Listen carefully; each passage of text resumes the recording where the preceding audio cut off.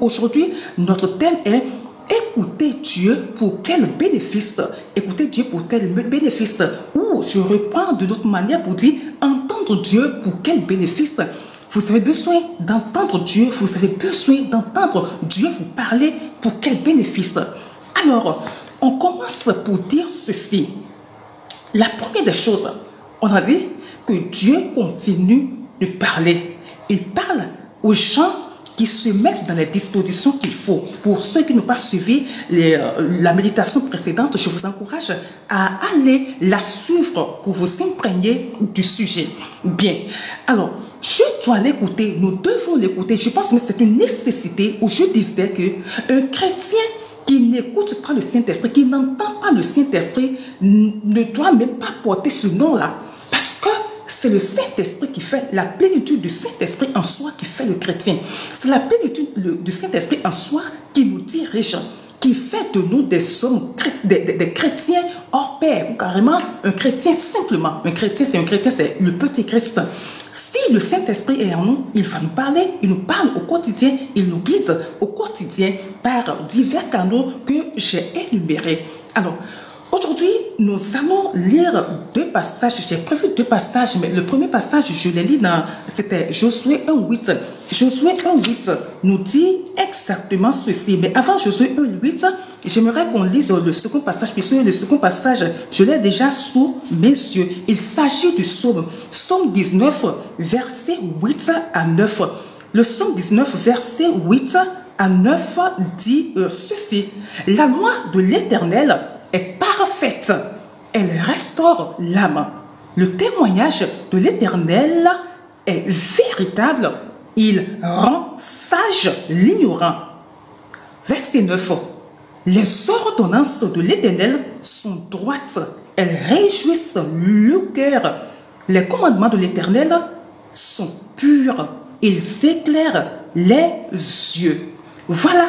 Et maintenant, nous allons lire le second passage qui est tiré du livre de Josué, Josué 1, verset 8, qui dit, c'est un verset que beaucoup de chrétiens connaissent, qu'ils citent très facilement, mais il est toujours bien de relancer, de relire pour ceux qui, pour la première fois, tombent sur ça ou en entendent parler. Alors, Josué 1, le verset 8 dit ceci. Que ce livre de la loi ne s'éloigne point de ta bouche. Médite-le jour et nuit pour agir fidèlement selon tout ce qui est écrit. Car c'est alors que tu auras du succès dans tes entreprises. C'est alors que tu réussiras. Vous voyez que ce livre de la loi ne s'éloigne point de ta bouche. Si nous tenons uniquement à ce verset, il y a des choses, des points qu'on doit relever. C'est-à-dire le fait de lire la Bible et d'entendre Dieu, d'entendre les commandements de Dieu, d'écouter les enseignements de Dieu, de suivre tout ce que Dieu nous dit de faire là. On dit que c'est en faisant cela, jour et nuit, en méditant ces choses-là, qu'on aura du succès dans nos entreprises. Dans nos entreprises, c'est alors qu'on réussira. Donc, si je dois juste tirer une petite conclusion d'ici, je dirais, pourquoi écouter Dieu? Pourquoi lire la parole? Pourquoi vouloir l'entendre? Pourquoi vouloir l'écouter? C'est pour avoir du succès dans ces entreprises. C'est pour réussir dans tout ce qu'on fait, dans tout ce qu'on entreprend. Ça, c'est une petite conclusion qu'on tire déjà. Alors, je disais tantôt, j'ai dit dans la vidéo précédente que la première des choses quand on veut écouter, entendre Dieu, c'est la Bible. Il faut l'écouter. Il faut être tout le temps, il faut avoir tout le temps son regard plongé dedans et méditer ces paroles-là. La Bible, c'est quoi pour nous? Elle est l'instruction, je dirais même, c'est le manuel. Je dirais, vous savez, quand on va faire le parallèle, il y a des manuels d'utilisation. Quand on achète un ventilo, on achète des gadgets, on achète des appareils électroménagers, il y a les manuels d'utilisation dessus, il y a les modes d'emploi. Quand vous allez en pharmacie pour acheter un médicament, évidemment, la première des choses qu'on va chercher, c'est la notice. On veut savoir comment est-ce que ce médicament s'utilise. Parce que quand on utilise mal, au lieu d'avoir le bon résultat, ça se retourne contre nous. Alors, si nous, les hommes, nous savons qu'il faut impérativement, nécessairement, obligatoirement, avant toute chose, lire les notices, lire les manuels d'utilisation, les modes d'emploi, avant tout, c'est de cela qu'il s'agit. Nous devons savoir également que Dieu, notre Dieu, a mis également la Bible en guise de mode d'emploi pour nous, en guise de notice pour nous. Il a créé cette vie-là, il a créé ce monde, il a créé les hommes que nous sommes et il a mis des choses à notre disposition. Et ces choses-là se retrouvent dans la Bible. Voilà, nous venons de lire Josué 1:8. Il a dit que c'est en l'écoutant, c'est en méditant sa parole que nous avons de succès dans tout ce que nous faisons, que nous aurons de succès dans tout ce que nous faisons, oui, et que nous réussirons dans nos entreprises. Alors, il est impératif c'est très important que nous cherchions à écouter Dieu dans tout ce que nous faisons. Dans la parole de Dieu, il y a le fait qu'il va nous donner des instructions. Dieu te donne des instructions. Vous lisez, il vous donne des instructions. Vous l'écoutez, il vous donne des instructions. Et il y a un passage, parce que je n'avais pas dit que c'est exhaustif. Je n'avais pas dit que tous les points que j'ai cités là, par lesquels Dieu nous parle là, que ce sont des points qui sont exhaustifs ou non. Il y a encore d'autres que je n'ai pas cités. Et notamment dans les autres, il y a la vision nocturne. Dieu finira de parler dans la vision nocturne. Et c'est pour cela qu'il dit, il y a un passage biblique qui dit que quand quelqu'un ne voit pas, un peuple qui ne voit pas va à sa perdition. Quand vous êtes une personne qui n'a plus de vision, alors vous devez pleurer. Vous devez pleurer parce que là, c'est que vous n'entendez plus Dieu, c'est que vous n'écoutez plus Dieu, c'est que Dieu ne vous parle plus. Alors que par les visions, il vient nous prévenir de beaucoup de choses. Il vient nous annoncer beaucoup de choses. La vision est là pour nous avertir, pour nous éclairer sur des points donnés, pour nous énoncer l'avenir, pour nous faire savoir des choses qui sont autour de nous que nous ignorons. Alors, si moi, en tant qu'homme, je décide, je dis, mais écoute, je n'ai pas besoin d'écouter Dieu, je n'ai pas besoin de faire le nécessaire pour que Dieu puisse me parler, et que les autres choses, les charlatans, les visionnaires me suffisent, alors c'est une grave erreur. On n'a pas besoin de ces gens-là. Si vous vous comportez bien, si vous êtes dans les bonnes dispositions, Dieu fera tout pour que vous puissiez l'écouter, l'entendre. Il vous donnera des directives, il vous dira ce qu'il faut, il vous guidera dans vos entreprises. Vous allez chercher conseil, c'est le meilleur conseiller. C'est pour cela qu'on appelle le Saint-Esprit, le conseiller, le consolateur, c'est le meilleur. Il vous donnera des conseils, il vous guidera. Vous trouverez dans sa parole tout ce dont vous avez besoin. Dans les visions, il vous montrera des choses. Je prends un exemple. Je ne suis pas en train de m'éloigner du sujet. Je dis que c'est très important. Pourquoi est-ce qu'il est important d'entendre Dieu, d'écouter Dieu? Et pourquoi est-ce qu'il est important que Dieu nous parle? Et j'ai dit tout à l'heure, j'ai brossé d'autres points que j'ai déjà évoqués. Et là, j'ai ajouté la vision nocturne. Et je dis que normalement, un homme qui n'a plus de vision, un homme qui ne fait plus des songes, doit se réveiller. Parce que là, c'est que c'est une grande attaque. C'est que vous êtes si vous êtes une personne comme ça, sachez que vous êtes dans l'obscurité totale. Quelqu'un qui n'entend plus parler de Dieu, quelqu'un qui ne voit pas, quelqu'un qui n'a pas des rêves de prémonition et tout, doit se poser des questions, se lever sur sa vie.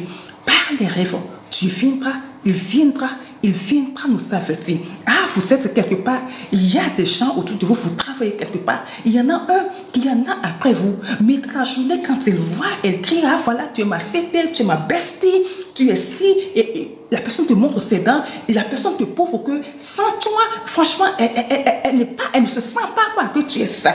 Bestie, comme on le dit. Bref, voilà.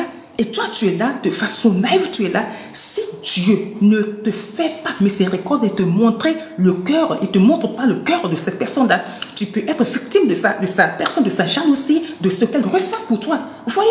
Donc, il va venir, si vous êtes dans les dispositions, il peut venir vous montrer cela. Il le fait. Dans votre couche, la nuit au moment où vous dormez, il viendra vous prévenir, il va vous montrer la personne. Peut-être que dans ce sens, je vais voir la personne, vous serez en train de rire avec la personne, mais vous allez la voir vous insulter, ou bien vous tourner le dos, ou bien pousser un juron. Bref, une posture qui va vous faire savoir qu'en réalité, c'est de l'hypocrisie. La personne joue à l'hypocrisie avec vous, quoi. Et là, vous savez quelles sont les dispositions que vous devez prendre pour l'empêcher de vous avoir, de vous nuire. Vous voyez pourquoi est-ce que je dis qu'on doit nécessairement, c'est un bénéfice pour nous. C'est un bénéfice. C'est pour cela que si jadis vous aviez des rêves et que cela n'est plus là, vous devez vous lever. C'est pour cela que les agents du diable, le diable, nos sorciers ou autres là, quand ils savent, surtout lorsqu'ils savent que vous êtes une personne qui rêve beaucoup, vous êtes une personne qui fait des rêves, surtout de prémonitoires, s'ils savent que vous les voyez, qu'est-ce qu'ils vont faire? Ils vont essayer de vous arracher cette partie-là. Ils vont essayer d'éteindre cela en vous pour que vous ne soyez plus informés quand Dieu vient pour que vous ne soyez plus informés. Donc, c'est une nécessité, c'est une obligation. Obligatoirement, vous devez tout faire pour l'entendre, que ce soit dans les songes, que ce soit au travers de la parole, que ce soit obligation. Vous devez vous l'imposer. C'est-à-dire, vous devez rechercher cela de toute votre force. Cela va de votre intérêt. Vous comprenez? Donc, dans la parole de Dieu, on vient de dire tout de suite que dans le psaume 19 qu'on a lu, on dit que la parole de Dieu restaure l'âme. Vous voyez, des fois, vous êtes dans des situations pas possibles. C'est-à-dire, il n'y a pas cette chose-là qu'un homme peut vous faire, pour vous donner la santé, pour vous donner le sourire, pour vous donner la joie. Non. C'est-à-dire, vous vivez une situation telle que votre âme prend un coup, est choquée, prend un coup. Franchement, c'est-à-dire, et quand l'âme est malade, on est malade. C'est-à-dire, l'état de l'âme se reflète sur son physique. Et on dit que la parole de Dieu restaure l'âme. Comment ça se fait? C'est par ces paroles d'encouragement. C'est par ces mots d'encouragement. Et c'est pour cela que vous verrez que les Africains se suscitent moins. Pourquoi? Parce que les Africains croient plus en Dieu.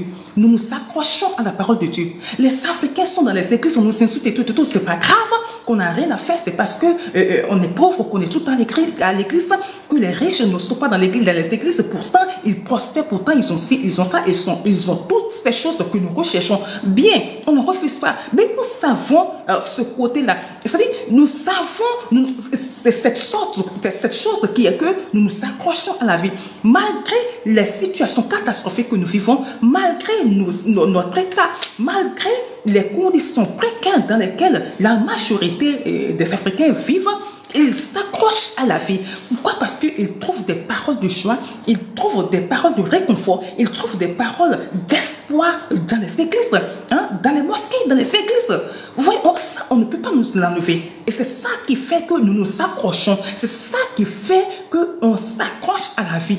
Les riches, ils sont là, ils ont l'argent, ils ont tout, mais ils se suicident comme pas possible.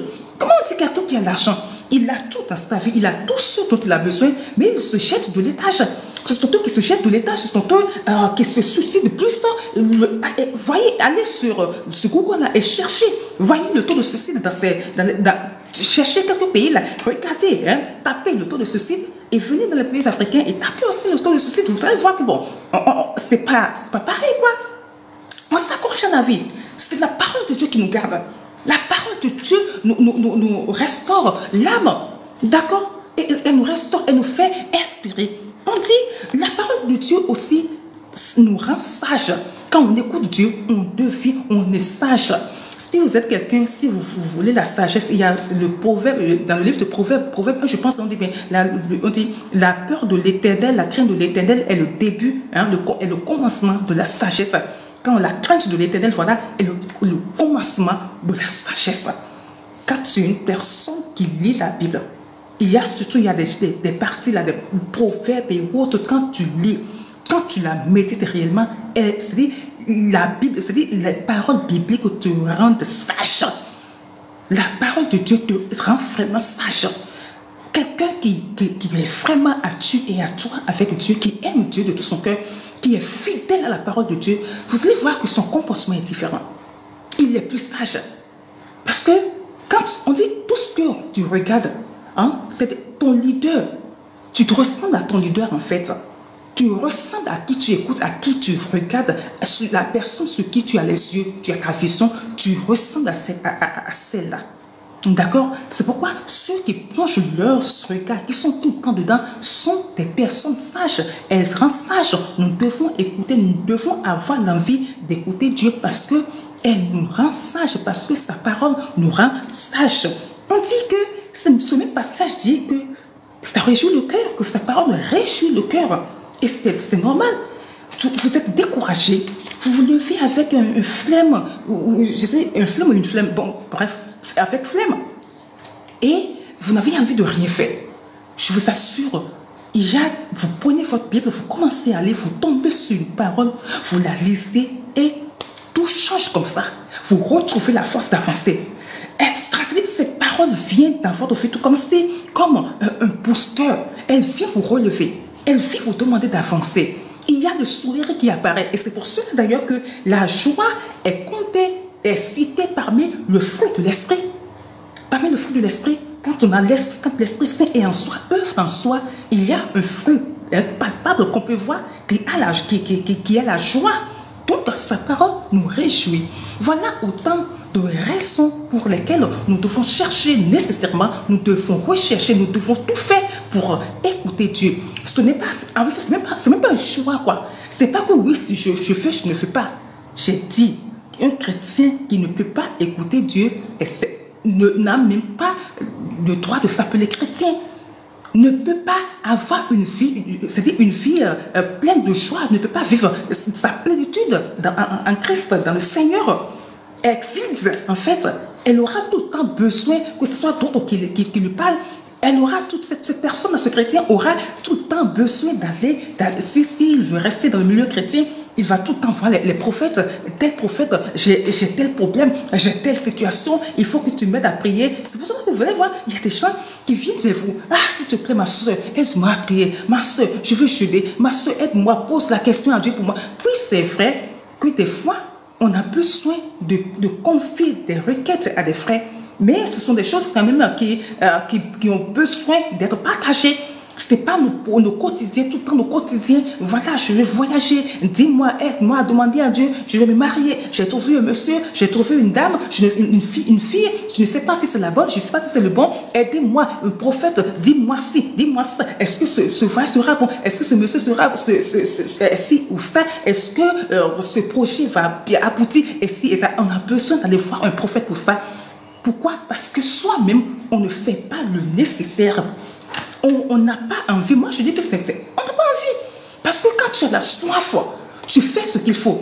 Quelqu'un qui a la soif fait ce qu'il faut pour l'étancher. Quand on a soif, qu'on n'est pas à la maison, on va s'acheter des pure water. On cherche de l'eau au bord de la voie. On rentre dans ce supermarché, on se prend une bouteille d'eau et on la prend, on la boit. Les animaux vont se diriger vers les cours d'eau pour étancher leur soif. Et un homme, si tu as soif de la parole, tu vas étancher. Tu n'auras pas besoin que quelqu'un soit derrière toi en train de te pousser, en train de dire va lire, va faire ceci, va écouter. Non, non, non, tu le fais tout seul. Il y a tellement de bénéfices. Tellement de bénéfices. Allez écouter. Moi, je suis heureux de savoir que des gens, il y en a qui ne peuvent rien faire sans le pasteur. Ils ne peuvent rien faire sans les prophètes. C'est le prophète qui doit me dire ceci. C'est le prophète qui doit me dire ça. C'est le pasteur qui doit me dire ça. Non, c'est mon père spirituel qui doit me dire ça. C'est ma mère spirituelle qui doit me faire savoir si je dois faire ça. Mais attendez, et vous-même, vous faites quoi? Vous faites quoi pour cela? Il est temps que vous vous levez. Il est temps que vous fassiez tout pour que Dieu vous parle vous-même. Autre raison, Dieu, lorsque vous êtes avec lui, il vous montre votre avenir. Il vous montre votre avenir. Il vous donne des visions pour votre avenir. Il vous parle pour votre avenir. Et quand on dit que Dieu parle tantôt d'une manière, tantôt d'une autre, il parle tantôt d'une manière, tantôt d'une autre. Il va parler, j'ai dit, je reviens au travers de la Bible. Il parle également au travers des visions. Il te montrera ce qu'il veut que tu sois. Il te montrera ton avenir. Et quand je dis c'est très important, quelqu'un qui n'a pas la vision de l'avenir, quelqu'un qui ne sait pas ce qu'il veut devenir, je dis, mais c'est une personne qui va courir à la pète. C'est la raison pour laquelle d'autres sont aujourd'hui à gauche, ils sont à droite, ils sont devant, derrière, ils touchent assis. Aujourd'hui, demain, ils sont là, ils touchent à tout. Pourquoi? Parce qu'ils n'ont pas une vision claire de leur avenir. Quand on est enfant de Dieu, je vous assure, un authentique enfant de Dieu sait ce que Dieu veut pour sa vie. Il sait là où Dieu veut l'amener. Il a une vision. Dieu lui parle, Dieu lui montre ce qu'il va devenir. Ça peut être 15 ans à l'avance déjà, il t'a déjà parlé. 15 ans, il te montre déjà, même quand, des fois, même là, on est encore dans le monde, quand il montre, mais lorsqu'on vient à lui, il commence à les rendre clairs. Il commence à nous dire le comment, le pourquoi, à nous donner la direction divine pour ça. Et c'est ça. Je dis pourquoi, parce que lorsque tu vas te parler à propos de ton avenir, tu sauras comment marcher. Si tu sais que tu as un grand avenir, si tu sais que tu seras un grand homme de Dieu, un grand serviteur, si tu sais que toi, tu seras ministre demain, tu sais que toi, tu seras, même si tu n'es pas ministre, c'est sûr que tu seras autour, dans le cercle de nos dirigeants demain. Autour des dirigeants les plus haut placés demain. Quand tu le sais, quand tu te les montres, là tu sais comment marcher. Là tu sais qu'il faut pas, que tu ne peux pas faire de n'importe quoi. Là tu sais que tu ne peux pas venir sur les réseaux sociaux et commencer à te déshabiller, danser sur tes fesses. Vous voyez des femmes, il y a des femmes jusqu'à 40, 45 ans, 50 ans qui viennent sur les réseaux sociaux. Allez les voir sur TikTok. Allez les voir sur TikTok. En maillot de bain, en tenue courte, en train de secouer les fers, en train de... Moi, je dis, mais c'est parce que ceux-là n'ont pas une vision claire de leur avenir carrément. C'est que, voilà, c'est que pour eux, franchement, je ne sais même pas quoi dire. Quand tu sais que, est-ce que moi, je peux le faire? Est-ce que je peux me mettre en culotte ou bien en petite culotte ou bien en petite jupe avec, je ne sais pas, comment vous appelez ça, les petits, les habits, et commencer à danser sur les réseaux sociaux? Je ne peux le faire parce que je sais ce que Dieu a dit de ma vie. Je sais ce qu'il m'a dit. Je sais là où il m'amène. Donc, rien que pour ça, je ne peux me le permettre. Et je ne vais rien faire qui va m'empêcher de réaliser ma destinée. Il y a des choses qu'on ne fait pas. Je dis qu'il est nécessaire d'entendre Dieu te parler. Ma fille, je te fais pour ça. Ma fille, je te fais pour ça. Mon fils, tu seras si, mon fils, je te veux pour telle mission. Je vais t'envoyer faire telle chose. Tu seras... Quand tu sais, mais tu te ranges. Tu ne vas pas, tu n'es pas avec Jacques, avec Jean, avec Salomé. Tu ne t'éparpilles pas. C'est pour cela que je dis que ceux-là qui s'éparpillent là, ils sont aujourd'hui avec Jean. Elles sont aujourd'hui avec Jean. Elle est demain avec l'autre monsieur. Après, demain avec l'autre marié là. C'est qu'une femme, elle peut avoir, comment une femme peut avoir 5, 6, 7, 8, il y en a qui ont plus de 15 hommes dans leur vie au même moment. Au même moment. Et pour elle, c'est bien. Du moment où elle tire des sous de gauche à droite, elles ont l'argent, elles peuvent s'acheter tout ce qu'elles veulent. Voilà, elles se font voir, elles sont respectées dans la société. Elles n'ont pas une vision, celle-là. Si j'ai une vision, je ne vais pas m'éparpiller. Parce que dans tout ça, là, il y a les agents de démons dedans. Quand tu vas avec quelqu'un, tu deviens une seule chair avec la personne. Tu partages les chances de cette personne-là. Parce que c'est les chances, tu partages les malédictions. Tu partages également les malédictions de cette personne-là. La personne a accès à ta vie. Donc, il faut savoir avec qui aller. Est-ce que tu as besoin, tu veux que la personne à l'autre là partage ce que Dieu t'a donné? Parce que ce simple fait là, quelques minutes de c'est bon, quelques minutes là, au travers de lui, même si ce n'est pas lui, au travers de lui, les gens ils vont te prendre ce que tu as. Dieu te montre un grand avenir. Si tu ne prends pas garde, ils vont te le prendre. C'est pour cela qu'il y a des gens qui rêvent, il y a des gens à qui Dieu montre des choses mais qui ne se réalisent jamais. Quand Dieu nous les montre, on sait comment marcher. On marche comme si on marchait sur tes œufs. On ne s'éparpille pas. On fait attention. Même quand on a envie de faire des choses, on dit non, on ne fait pas. Joseph a fui. Joseph, la femme de Potiphar a dit, couche avec moi. Joseph a dit, nada, je ne fais pas. Je ne fais pas. Je ne fais pas. Parce que Joseph, la Bible ne dit pas tout, Joseph avait une vision claire pour sa vie. Joseph savait là où il veut. avait fait, autant pour moi, s'il avait fait, excusez, si Joseph, il avait fait, est-ce qu'il serait devenu ministre? Non, il ne le saurait pas. Il avait cette vision-là devant lui. Il avait cette vision-là devant lui. Joseph a dit, je me suis vu. Et il y a les autres là sont venus, les chefs là, ils sont venus comme ça, se prosterner devant. Et ça ne s'était pas encore réalisé. Si Joseph s'était donné, il était parti avec la femme de Potiphar, cela n'arriverait. Ses frères sont venus après et ce qu'il a vu s'est réalisé, ça ne se réalisera jamais. Ça ne se serait jamais réalisé. Vous voyez? Donc, ceux qui ne voient pas la nécessité de tout faire pour entendre Dieu, leur parler, pour écouter Dieu, pour que Dieu puisse leur parler, hein? C'est-à-dire, c'est une très grave erreur qu'ils font. C'est comme des navires qui naviguent comme ça, sans gouvernail, quoi. Sans gouvernail. Donc, il est très important, très important pour vous de l'entendre. Si vous l'entendez, il va vous parler, il vous donne des instructions, il vous avertit. Quand il y a un mal, il vous avertit. Il va vous dire ce que peut-être la journée sera. Il vous empêche de faire telle chose. Vous êtes sensible. Il vous épargne de beaucoup de choses. Il vous montre le cœur des autres. Il vous donne des visions. Dans les songes, vous voyez des choses. Bref, il utilise un arsenal de trucs pour communiquer avec vous. Alors, ne vous en privez pas. Ne vous privez pas de ça. Faites tout. Recherchez cela. De tout votre cœur, recherchez cela. Dieu, dites-vous aujourd'hui, moi-même là, je dois tout faire pour que Dieu puisse me parler. Je dois tout faire pour entendre Dieu. Je dois faire le possible pour commencer à entendre Dieu. Et ça commence par quoi? Par la vie de sainteté.